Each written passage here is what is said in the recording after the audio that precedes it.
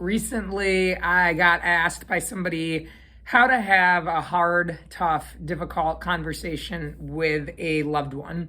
And this particular individual that asked me this is trying to have a conversation with a family member. And what they've observed is some destructive behaviors, some things that are very concerning for the person's own health and well-being. And they've tried to address it, but they're not getting anywhere. And they're being met with anger and hostility and kind of, I don't need your advice, stay out of my life. This is none of your business.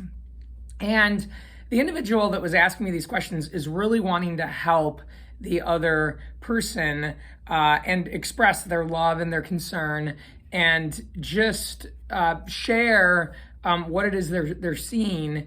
And they're trying to do this without the other individual shutting down, becoming defensive, hanging up, firing back. And I gave this person 4 pieces of advice that I thought would be helpful in having this conversation. And I wanted to share those with you today. Before I do, I will say that you can't want someone to change more than they want change themselves. You might see something in someone's life that is destructive, harmful, bad, whatever we want to call it, and you very well could be right. But if you want that individual to change, again, they need to want it too. Otherwise, nothing's going to happen. And people are adults. They reserve the right to reject feedback and live their own lives. And so you can't be offended or upset if someone doesn't take your feedback. So I did tell this individual those 2 things first because I feel like they're important to keep in perspective. So with that, let me give you the 4 things that I told this person. Number 1, when you're trying to have a conversation, really of any kind, but definitely a tough conversation, I think that the first thing that we should always do is to state our positive intent. And by that, what I mean is to affirm the relationship. You might say, hey, I care about you deeply. You're one of my very best friends. I love you so much. I really want what's best for you. And we've had such a great history together. That's why I want to have a conversation today. But if somebody knows that you care about them, you love them, you want what's best for them, the relationship is meaningful to you, and they've just heard that at the very start of the conversation before they get feedback, it can at times be easier to accept what comes next because they've just been affirmed, they've just been validated, they've just been loved. And so that produces good, happy emotions. When we feel good and happy, we're often more tolerant of hearing constructive criticism than when we're feeling attacked, beaten down, not valued and respected. So state your positive intent, affirm the relationship, give this person some really valuable, happy, positive feedback at the beginning before you move into what's tough. Number 2, coming to the table and giving people feedback really should be about goals that you know the other person has, the person you're going to speak to, not goals that you have for them. And so ultimately you have to be careful here because sometimes we can want things for other people and we don't realize that we're really wanting those things and wanting them to change and wanting them to do something differently because it benefits us instead of it benefiting them. And so what I advise this other individual is be very clear that you're aware of what goal you're trying to help this individual reach. If you're trying to help this person develop their career professionally, and this is where you're going to give them the feedback of, hey, you're sleeping in late, you're going out at night, you're waking up hungover, you're arriving to your job late, you're kind of blowing it off, you're not taking it seriously. This is not good for you at work. It really needs to be because they've said they want to do well at work and they want to perform in their job, not because you want those things for them. Or if you say, hey, you know, what you're doing does not make you a good partner to your spouse. It makes you a lousy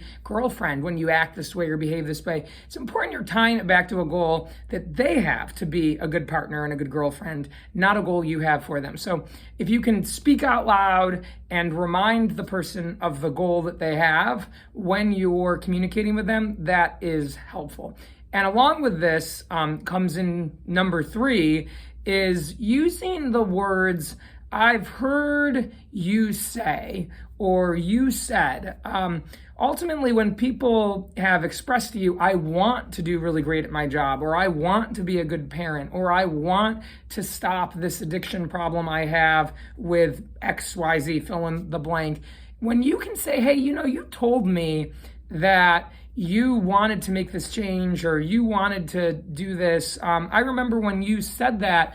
What I'm observing is that the things you're doing now aren't actually helping you get there. In fact, they're kind of, it seems to me, taking you away from that. So reminding people of things they've said, things that they've expressed, it's kind of hard to disagree with yourself and reject sentences or statements that you've made about things that are important to you. So if you can use these in your conversation, you can often buy people in a little bit because you'll remind them of what they said, and you'll bring them back to the point in time where they said, oh yeah, I did say that. I did want that. That was important to me, or it still is important to me. And then you have a little more of common ground because you're in agreement over what the goal is. Yes, we both are kind of thinking that would be good for you. I'm thinking it, but you're thinking it too. Great. And number 4 is to show vulnerability. Sometimes we give people advice and we come at them from a place of I know best or I know better because I'm the expert and I'm so great and I'm perfect. And so I'm in a position to help you because I've got this all figured out. Oftentimes what I notice is that actually does the opposite. It shuts people down. When you can admit to someone that you've been there, you've walked a mile in their shoes, you've experienced the same problems and struggles in your life, and you can say something like, I've had that difficulty with my spouse as well. I've been through this. In fact, a few years ago, we were also getting in disagreements or arguments over the same thing. It was really, really hard for me. I was struggling. You kind of disarm people because you show them that you don't think you're better than they are, or that you show them it's okay to not have it all figured out and to not be perfect, and that you can actually relate to them. You become more relatable. And so finding your own horror stories takes some humility, it takes some courage. But at the end of the day, if you can enter those into conversations and share those, people will then be much more likely to open up to you and be receptive to sharing what's really on their mind or what the true root cause is, because they know that you've got your own horror and more stories to tell as well. So to recap, again, positive intent, affirm people, let them know how much you value the relationship.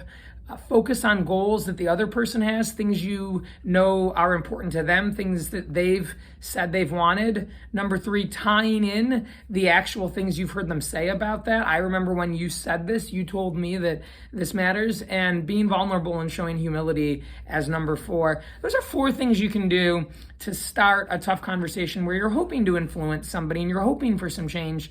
But again, remember, it's always the other person's choice. If they want to change, you can't want it more than they do. And ultimately, your heart and your intentions really have to be in the right place. You have to prepare yourself to not be hurt or offended if your advice isn't taken or if it's flat out rejected.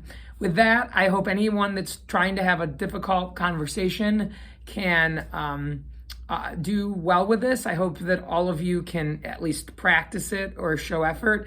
These things aren't easy. They're actually very difficult. But again, trying them is better than not. And even if you're not successful, you don't give the outcome that you're looking for, you can take real pride in the fact that you tried. You use these models, these practices, these frameworks to get you there. Reach out, comment, send me private messages if you want to talk about this further. I'm always eager and happy to get those. With that, everybody make a great day, and I'll see you soon.